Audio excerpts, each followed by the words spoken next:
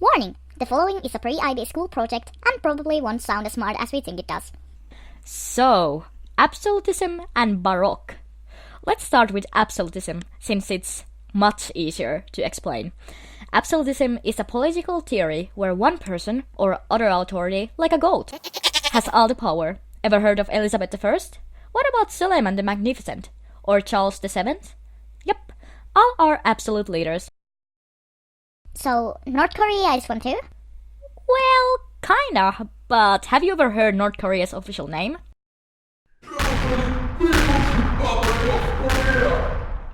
DPRK for short. I don't think it follows the absolutism belief. But in this video, we'll be focusing on Louis XIV, probably the most iconic picture of absolutism, which he managed to express quite well saying, "I am the state. L'état c'est moi." Louis XIV, aka the Sun King, because sun is basically above everything, duh, which you should not confuse with the Sun Queen Himiko, since they are not connected, wrote to become the absolute leader of France wasn't actually that straightforward. So, he was the son of Louis XIII, surprise, and became the king of France at the age of 4 when his father died. Though, of course, he didn't rule the country at that age, it was done by the cardinal, Mazarin. In 1648, when Louis was 10 years old, France got into a civil war, where nobles rose in rebellion against Mazarin and the court. During this time, Louis sometimes had to suffer from quite bad conditions: poverty, hunger, humiliation, and other crap. In 1651, Louis was declared of age. In 1653, Mazarin managed to defeat the nobles and end the civil war. Finally, in 1654, Louis was crowned. Louis's true love was Maria Manzini, a niece of Mazarin, but because of political stuff, they couldn't really marry each other. Louis had to marry Maria Theresa of Spain. Not to be confused with Maria Theresa of Austria, or Maria Antoinette, or Marie José, Marie Thérèse of France, nor any other Maria in France or anywhere else. Though sometime later, Louis met another woman, Louise Françoise de la Baume Leblanc de la Vallière. They both fell in love with each other, but Louis already had a wife, so what could they do? Well, she became Louis's mistress.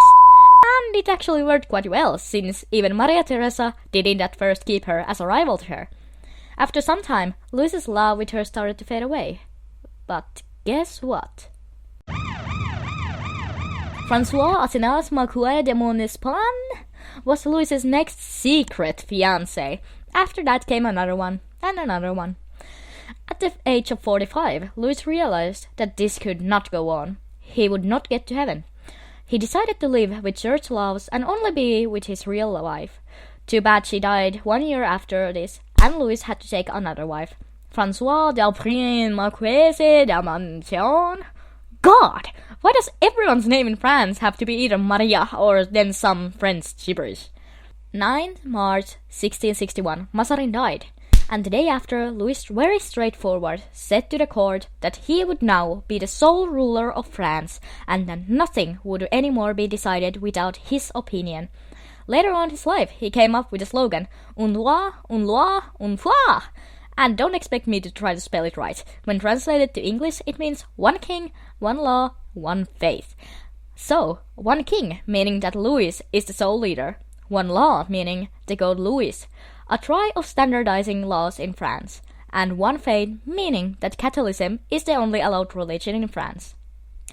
This can be compared to a jump from a diving tower to a pool without water. The jump will feel the same, maybe even better than when jumping to a pool with water, since you can jump basically anywhere. The fall will feel the same, but when you hit the ground, it will be quite a harsh landing. What I'm trying to say here is that the one faith gave Louis power, but as all the people of other religions left France, it lost quite a lot of population, and possible taxpayers. There would be a lot more to tell about Louis XIV and his life, but because we are on a limited time here, we'll just fast forward and go straight to Baroque and Versailles.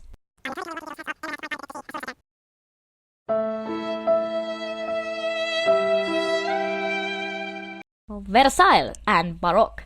Louis lived at the Palace of Versailles, the greatest example of Baroque, as the palace was full of art and other expensive treasures. Even the palace itself is Baroque architecture for the most part. So Baroque basically means a style, or a time period of art that flourished the most during the 17th century. The word Baroque comes from Portuguese barocco, meaning irregular pearl or stone.